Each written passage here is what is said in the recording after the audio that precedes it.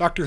Ahmed is a Palestinian-American board-certified emergency medicine physician. Dr. Ahmed serves as the Assistant Program Director for the Emergency Medicine Residency Program at Advocate Christ Medical Center and the Global Health Director for the Emergency Department at Advocate Christ. Dr. Ahmed is a board member of MedGlobal, a medical humanitarian NGO that works in Gaza. He has been to Gaza, Syria, Jordan, Turkey, Kenya, and Greece as a part of projects that focus on strengthening local healthcare capacity. He famously walked out of a meeting with President Joe Biden and other Arab and Muslim leaders and activists, saying that he left out of respect for his community. Before leaving, Dr. Ahmed gave President Biden a letter from an 8-year-old orphan in Rafah asking the president to not allow the invasion in Rafah.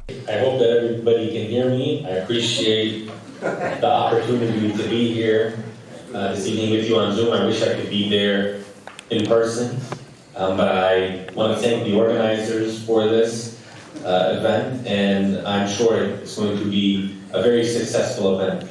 My name is Ahmed. I'm an emergency medicine physician, and I believe the introduction was read, so I do want to talk about a few things that I wanted to share with everybody this evening. So I'm a Palestinian American. I was born and raised in Chicago. And after Operation Cast Lead in 2008, where the Israeli military had killed more than 300 children in Gaza, was really the first time that I had gotten involved in humanitarian relief. And I went into Gaza in July of 2009. So 6 months after the Operation Cast Lead took place. At that time, that had gone on for just over 40 days. And I remember getting into Gaza and thinking about how difficult it was to access Gaza. I mean, I had been to the West Bank multiple times. I have family in Jerusalem and in the West Bank. But to the idea that there were people who looked like me, who spoke like I did, who essentially we were, the same background, and that I just couldn't reach that area. I couldn't interact with those people. It was something that didn't sit well.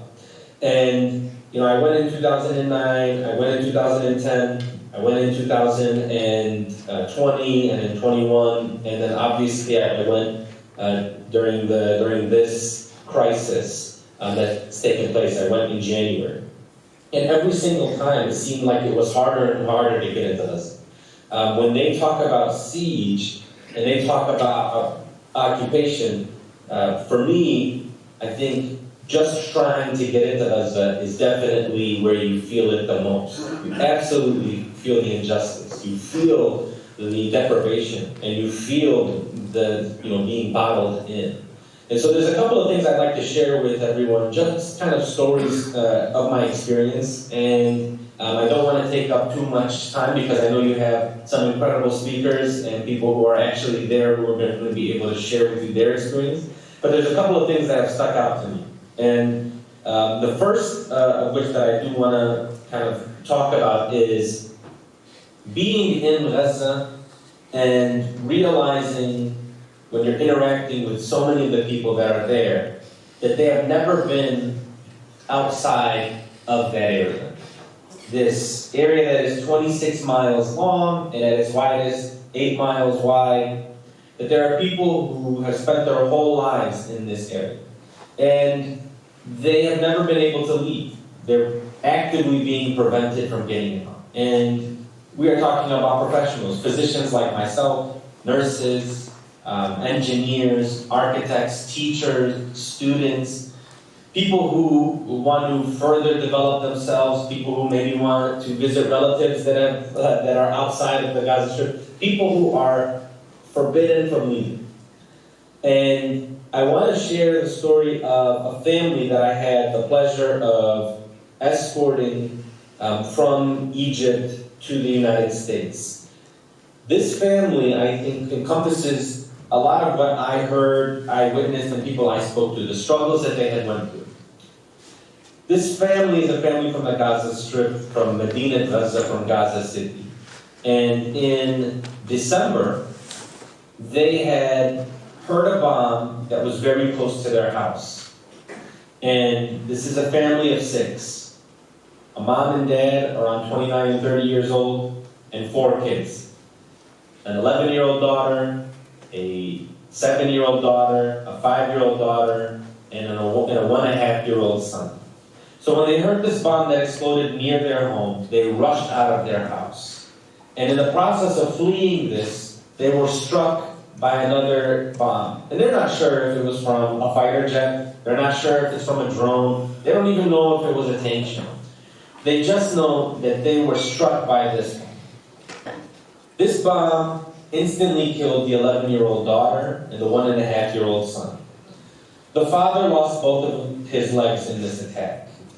And the mother suffered shrapnel injuries but was okay. The 7-year-old daughter, again, minor injuries. But the 5-year-old daughter, she had some very extensive fractures in her leg and a very big open wound. And so they went to Al-Ma'madani Ahli Hospital.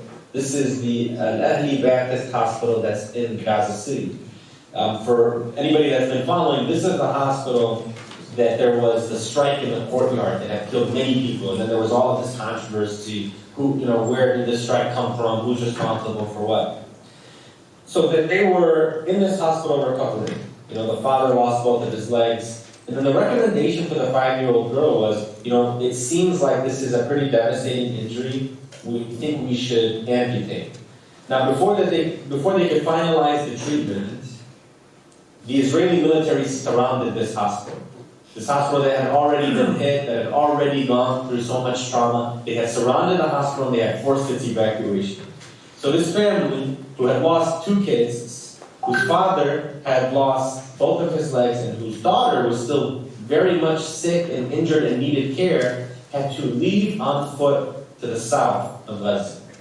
And in the process of them leaving, they had to cross a checkpoint in the middle of Gaza that was created by the Israeli military. I remember the mother telling me that they had to give everything that they had. They had 300 shekels on them, which is the equivalent of $100. And they even had to throw that towards the Israeli military. They had to take their clothes off. They had to all of their possessions, and then they had to keep going south. And then they finally got to Rafah, which is the southernmost tip of Gaza, as many of you know. And the mom and the 5-year-old daughter and the 7-year-old daughter went to a hospital, a field hospital that was there, and the father went to just shelter where he could find shelter. They were in communication with the different NGOs on the ground, and then they were able to get medically evacuated to Egypt to help figure out what the 5-year-old needed for these leg injuries, for this fracture. Did she really need to have an amputation? So in this process, they get evacuated to Cairo, and out of the work of people here in the United States, people who are organizing, people who are every day working on behalf of the Palestinians in Gaza, they were able to find the hospital in the United States, an organization that would help with living expenses. They were able to get a visa. They were able to really kind of put together a very nice package plan. And I was able to escort them from Cairo to the United States. And I remember being in the airport and being at the terminal in Cairo, and both the 5-year-old and the 7-year-old looking out the window and being absolutely stunned by the planes landing and taking off. They were shocked. They had never seen that before. Every single time they saw, oh, there's another one. There's another plane. And there's another plane. And it really hits you that, this really tiny area that's so inaccessible that people from the outside can't get into. The people on the inside are also trapped, and they have only been exposed to airstrikes after airstrikes, campaigns after campaigns. This siege is tightening, and the land that had existed keeps shrinking, and the conditions keep worsening. And we finally got to the United States, and they basically had started going through the care and their treatment plan, all while their father, who's a double amputee now, is still in Rafah. And so while they're here in the United States trying to focus on rehabilitation and recovery, they're hearing the news about there is going to be a Rafah invasion. There's going to be this ground invasion by the Israeli military. They're going to do to Rafah what they did to San Yunus, what they did to Medina Gaza, what they did to Beit Lahiya and Beit Hanun and Jabalia and Shuja'iyya.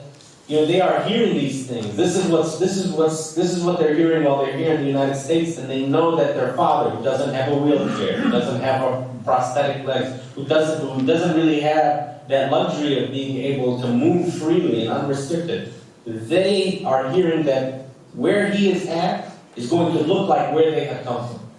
It's going to look like the Gaza city and the devastation that they had seen. The devastation that they walked miles to get to the south.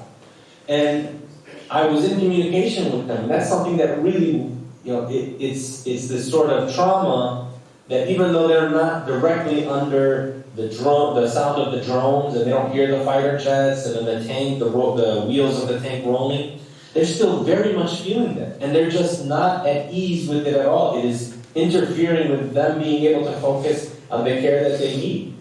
So much so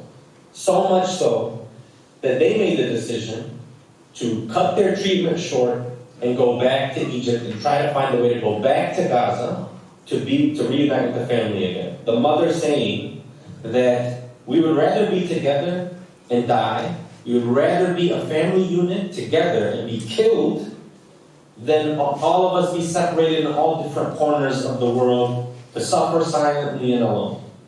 And I think that's the experience that many of us who've been on the ground have that's what we've kind of noticed, is that there is this degree where the people in Gaza have been abandoned by the rest of the world, where they are on their own, and where the conditions continue to worsen. And all they're trying to preserve is the love that they have for each other, the dignity that they carry themselves with that will never be stripped from them, regardless of what sort of attacks are there. And that for me is something that of course inspires me, but it's something that also affects me deeply in a very personal way. It's something that obviously hurts, as I'm sure many of you feel that same sort of pain, where they don't deserve to be treated in this manner. They don't deserve the injustices that are thrust upon them. And so that for me was something that resonated with me. And I want to wrap this up because I know that I'm only going to speak for 10 minutes here, but that's really what prompted me as we're here in the United States trying to engage, trying to advocate for many of the people that are in Gaza, for the people that we've met, for the devastation that we've seen. We're trying to let our elected officials, let people who are in these decision-making capacities, we're trying to at least inform them of what we've seen as eyewitnesses, of people who've been on the ground, of people who have first-hand experiences. And we're trying to push them to make the right decision. But we are not just happy with having access or having a seat at the table. That's not what it's about. I don't care about making sure that there's a seat at the table. So when the White House says, we're going to have a very small meeting and the president is going to be there, the vice president and the national security advisor and the UN ambassador and the U.S. ambassador to the United Nations, that's not what we're not just looking to have an audience and to have a seat at the table. We need meaningful change. It's been 9 months of absolute devastation. So if you're going to invite us to the White House to have us to talk to the president, and that's the first time in months that he will hear from somebody who's actually been on the ground, it's the first time he'll hear from a Palestinian, then I would have to ask myself, and this is why we have to be critical and challenge these sorts of things, what's the purpose of this? Why now? Is it because in Michigan that there were 100,000 people who voted uncommitted? How do I reconcile the fact that fighter jet sales were approved days before this meeting at the White House is supposed to take place? How do I reconcile the fact that the State Department approved more bombs that we all saw devastate neighborhoods, absolutely devastate neighborhoods?